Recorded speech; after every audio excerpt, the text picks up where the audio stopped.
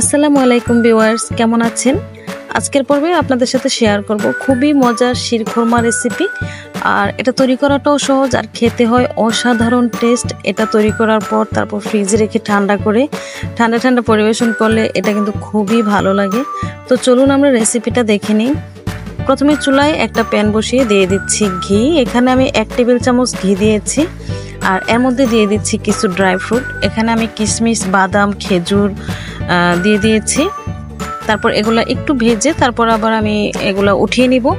খুব বেশি ভাজা যাবে না। আবারও 1 টেবিল চামচ ঘি দিয়ে দিচ্ছি। আর এর মধ্যে দিয়ে দিচ্ছি হাফ কাপ লম্বা যে সেমাইটা, এটা একটু ভেজে নেব ঘিয়ের মধ্যে। চুলার আঁচটা লোতে রেখে এই সেমাইটা ভেজে নিতে হবে যাতে পুড়ে না যায়। পুড়ে গেলে কিন্তু এটার কালারটা নষ্ট হয়ে যাবে আর খেতে অতটা ভালো লাগবে না। তাই চুলার আঁচটা লোতে রেখে তারপর অনবরত নেড়েচেড়ে সেমাইটাকে ভেজে নিব। সেমাইটা ভাজা হয়ে গেছে। এখন এর মধ্যে আমি দিয়ে দিচ্ছি লিকুইড দুধ। এখানে আমি 4 কাপ পরিমাণ দুধ দিয়ে দিচ্ছি।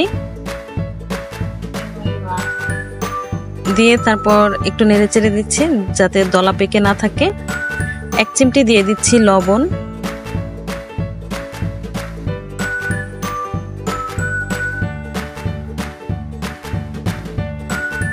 তো এই পর্যায়ে সেমাইটা কিন্তু একদমই সিদ্ধ হয়ে গেছে। এখন এর মধ্যে দিয়ে দিচ্ছি কনডেন্স মিল্ক। আমি এখানে 1/4 কাপ দিয়ে দিচ্ছি কনডেন্স মিল্ক।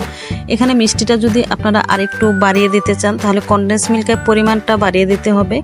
আর চাইলে আপনারা অর্ধেক কনডেন্স মিল্ক আর অর্ধেক দিতে পারেন চিনি, তাহলেও হবে। তো কনডেন্স মিল্ক দিয়ে আমি নেড়েচেড়ে খুব ভালো করে মিশিয়ে নিয়েছি। এখন দিয়ে দিচ্ছি ড্রাই ফ্রুট। আমি যে ড্রাই ফ্রুটগুলো ভেজে রেখেছিলাম, কাঠবাদাম, কাজু বাদাম, পেস্তা বাদাম, তারপর খুরমা খেজুর আর কিশমিশ, সেগুলো দিয়ে দিয়েছি। আর দিয়ে দিচ্ছি 3 টেবিল চামচ গুঁড়া দুধ। এখানে এই গুঁড়া দুধটা অ্যাড করার কারণে কিন্তু অনেক মজা হয়। আপনারা চেষ্টা করবেন গুঁড়া দুধটা দিতে। আর যদি হাতের কাছে না থাকে তাহলে স্কিপ করতে পারেন। তো গুঁড়া দুধটা দিয়ে আমি খুব ভালো করে নেড়েচেড়ে মিশিয়ে নিচ্ছি। সেমাইটা এ পর্যায়ে কিন্তু অনেকটাই ঘন হয়ে গেছে। আমি আপনাদেরকে এটার ঘনত্বটা দেখাচ্ছি। আমি এটাকে এরকমই রাখবো। এটা ঠান্ডা হলে কিন্তু আরো ঘন হয়ে যাবে। এটা আর বেশি জাল করব না, চুলা থেকে নামিয়ে নিব। আর আপনারা যদি এই সেমাইটা আরো ঘন করতে চান তাহলে আরেকটু জাল করে নিতে হবে। এখন এই সেমাইটা আমি একটা বাটিতে নিয়ে নিচ্ছি। এখন এই বাটিটা আমি ফ্রিজে রেখে ঠান্ডা করে নিব। আর এই সেমাইটা ঠান্ডা খেতে কিন্তু অনেক ভালো লাগে। আর এর মধ্যে আমি কিছু ড্রাই ফ্রুট উপরে দিয়ে দিয়েছিলাম। তো দেখুন সেমাইটা কিন্তু এখন ঠিক এরকম হয়েছে। আর এই সেমাইটা যে কি পরিমাণ টেস্ট হয়েছে, আসলে এটা আপনারা তৈরি করে না খেতে বুঝতেই পারবেন না। একবার হলেও বাসায় ট্রাই করবেন, ইনশাল্লাহ খুব ভালো লাগবে। এই সেমাইটা দেখতে যেমন লোভনীয় আর খেতেও মজা। আসলে যে জিনিসটা দেখতে সুন্দর সেই জিনিসটা কিন্তু খেতেও খুব ভালো লাগে।